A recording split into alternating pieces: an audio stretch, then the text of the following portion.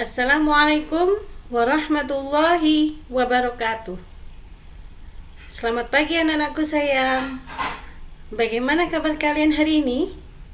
Ibu berharap kalian selalu dalam keadaan sehat walafiat. Puji syukur kepada Allah Subhanahu wa Ta'ala, karena berkat rahmatnya kita semua dapat belajar bersama pada hari ini dalam keadaan sehat walafiat.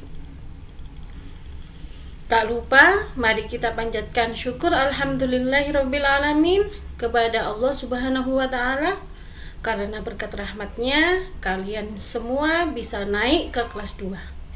Ibu mengucapkan selamat kepada kalian semua karena kalian telah berhasil naik ke kelas 2. Berjumpa lagi dengan saya, Ibu Mustika Dwi Rahmaniyah, guru mata pelajaran pendidikan agama Islam bagi kalian semua siswa SD Taman Muda 2. Sebelum kita memulai pelajaran, marilah kita berdoa bersama terlebih dahulu untuk memohon kepada Allah. Semoga Allah memberikan kita ilmu yang bermanfaat dan memberikan kita pemahaman. Berdoa, kita mulai. A'udzu billahi minasy syaithanir rajim. Bismillahirrahmanirrahim. Raditu billahi rabbah wa bil islami dina wa bi Muhammadin nabiyyan wa rasulah. Rabbi zidni ilma warzuqni fahma waj'alni min ibadikas sholihin. Alhamdulillahirrabbilalamin.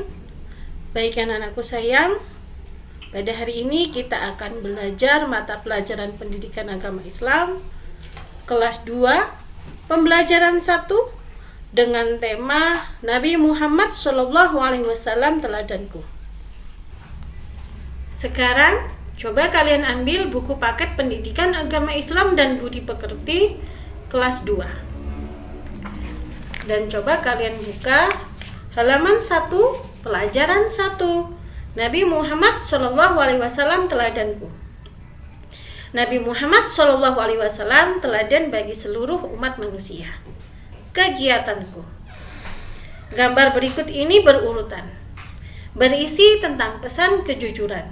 Amatilah. Coba kalian amati gambar pada halaman 1 ya. Coba perhatikan gambar 1.1.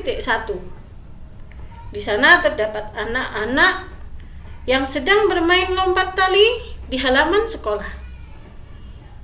Dan gambar 1.2, di sana terdapat gambar seorang anak laki-laki yang menemukan uang yang terjatuh dan ia mengambilnya. Lalu gambar 1.3, di sana terdapat gambar anak laki-laki tersebut menyerahkan uang yang ia temukan kepada guru kelasnya. Kemudian gambar 1.4. Coba perhatikan, di situ ada gambar guru tersebut mengumumkan di depan kelas bahwa telah ditemukan uang dan menanyakan bagi siswa yang merasa telah kehilangan uangnya.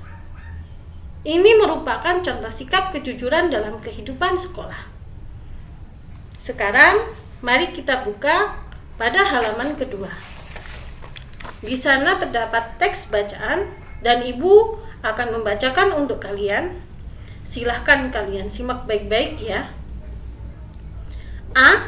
Sikap jujur Nabi Muhammad SAW. Nabi Muhammad SAW terkenal jujur dalam setiap perkataan dan perbuatannya. Dengan kejujurannya, beliau mendapat gelar Al-Amin. Sejak kecil, Nabi Muhammad SAW memiliki sifat yang jujur. Beliau dikenal sebagai pedagang yang jujur, juga sebagai pemimpin yang jujur. Nabi Muhammad SAW menyuruh kita selalu bersikap jujur.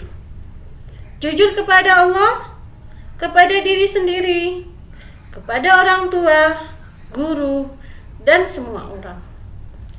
Teks di atas menjelaskan tentang sikap kejujuran yang dimiliki oleh Nabi Muhammad SAW.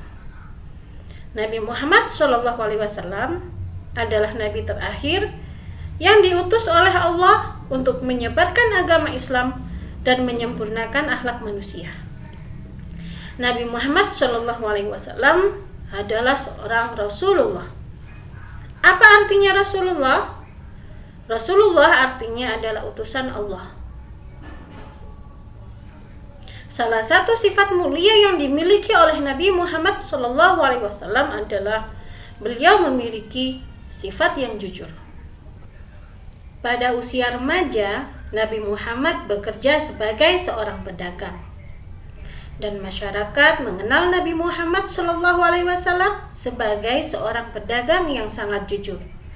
Salah satu contoh kejujuran Nabi Muhammad SAW dalam berdagang yang pertama adalah Nabi Muhammad berani menunjukkan dan menjelaskan dengan baik apabila barang yang ia jual terdapat kecacatan atau kelemahan. Hal itu yang membuat banyak sekali pembeli yang menyukai berdagang dengan Nabi Muhammad SAW. Yang kedua, Nabi Muhammad selalu menjaga kualitas barang yang ia jual. Yang ketiga, Nabi Muhammad selalu menepati janjinya dan selalu tepat waktu dalam mengirim atau menyerahkan barang kepada para pembeli. Karena kejujuran Nabi Muhammad itulah, maka Nabi Muhammad diberi gelar oleh masyarakat sebagai Al-Amin. Al-Amin artinya adalah orang yang jujur. Karena kejujurannya, Nabi Muhammad dikenal sebagai seorang pedagang yang sukses. Banyak masyarakat yang senang membeli barang kepada Nabi Muhammad karena Nabi Muhammad selalu menjaga kualitas barang yang ia jual. Oleh karena itu, maka kita sebagai umat Nabi Muhammad SAW wajib mencontoh sikap jujur yang dimiliki oleh Nabi Muhammad SAW. Sekarang, mari kita belajar tentang pengertian dari sikap jujur. Apa artinya jujur? Jujur artinya adalah sikap lurus hati, berkata yang benar, tidak berbohong, dan berbuat yang benar. Jadi kita wajib berperilaku jujur, baik dalam perkataan maupun perbuatan. Salah satu contoh sikap jujur dalam kehidupan sehari-hari adalah yang pertama, tidak mencontek saat ulangan. Yang kedua, tidak berperilaku curang saat bermain. Yang ketiga, meminta izin apabila kita meminjam barang milik teman kita. Yang keempat, mengembalikan kelebihan uang kembalian saat kita membeli barang. Yang kelima, berani mengakui kesalahan dan berani bertanggung jawab apabila kita melakukan kesalahan kepada orang lain. Yang keenam, berani meminta maaf apabila kita melakukan kesalahan kepada orang lain. Yang ketujuh, apabila kita menemukan barang atau uang, kita tidak mengambil atau memilikinya, tetapi kita menyerahkan kepada guru atau kepala sekolah. Yang kedelapan, kita tidak mencuri barang milik teman. Itu semua adalah contoh sikap jujur dalam kehidupan sehari-hari. Sebelum Ibu melanjutkan pada pembahasan manfaat bersikap jujur, mari kita menyanyikan lagu Aku Anak Jujur yang terdapat dalam buku paket pendidikan agama Islam halaman 2. Coba kalian dengarkan baik-baik dan tirukan di rumah ya. 1, 2, 3. Jadi anak jujur dicintai Allah, jadi anak jujur kebanggaan Rasul. Janganlah kau ragu dan janganlah bingung, jadi anak jujur pasti beruntung. Kalian bisa mendengarkan lagu tersebut di rumah ya. Sekarang mari kita lanjutkan pada pembahasan manfaat bersikap jujur. Manfaat dan keuntungan dari bersikap jujur adalah yang pertama, disayangi Allah, disayangi orang tua, guru, dan semua orang. Yang kedua, kejujuran akan membawa kebaikan. Yang ketiga, dengan kejujuran kita akan dihormati dan disegani oleh orang lain. Yang keempat, dengan kejujuran kita akan mendapatkan kemuliaan. Yang kelima, dengan kejujuran hidup kita akan lebih tenang dan tentram. Yang keenam, dengan kejujuran kita terhindar dari dosa serta rasa bersalah, rasa takut, dan was-was akan kebohongan kita terbongkar. Yang ketujuh, dengan kejujuran kita akan terhindar dari kebohongan terus-menerus. Yang kedelapan, dengan kejujuran kita akan mendapatkan kepercayaan dari banyak orang. Itu semua adalah manfaat dan keuntungan apabila kita bersikap jujur. Sekarang, mari kita belajar tentang akibat buruk atau dampak negatif dari bersikap tidak jujur. Salah satu akibat buruk dari bersikap tidak jujur adalah yang pertama, kita akan dibenci Allah, dibenci Rasulullah, orang tua, guru, dan semua orang.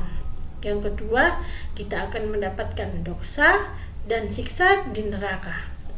Yang ketiga, dengan kebohongan yang kita lakukan, kita akan diliputi oleh rasa takut, rasa bersalah, dan rasa berdosa karena kebohongan yang kita lakukan. Yang keempat, dengan kebohongan maka kita akan dikucilkan oleh orang lain dan tidak mendapatkan kepercayaan dari orang lain. Itu semua adalah akibat buruk atau dampak negatif dari sikap tidak jujur. Oleh karena itu anak-anakku sayang, kesimpulan dari pembelajaran kita hari ini adalah dimanapun dan kapanpun kita harus bersikap jujur. Kita tidak boleh berbohong. Jika kita berbuat salah, maka kita akan meminta maaf dan berkata jujur. Demikian materi pembelajaran kita hari ini. Sebelum Ibu mengakhiri pelajaran, Ibu akan menyampaikan bahwa tugas harian yang wajib kalian kerjakan di rumah dan rangkuman materi akan Ibu sampaikan pada grup WhatsApp kelas. Silakan kalian pelajari dengan seksama rangkuman materi dan kalian kerjakan dengan benar tugas harian yang akan Ibu berikan. Terima kasih anak-anakku sayang atas perhatian kalian pada hari ini. Ibu mohon maaf apabila ada kesalahan dalam penyampaian materi. Selalu jaga kesehatan dengan tetap di rumah saja, istirahat yang cukup, selalu memakai masker, selalu rajin mencuci tangan, selalu menjaga jarak, dan rajin mengkonsumsi vitamin. Terima kasih anak-anakku sayang. Wassalamualaikum warahmatullahi wabarakatuh.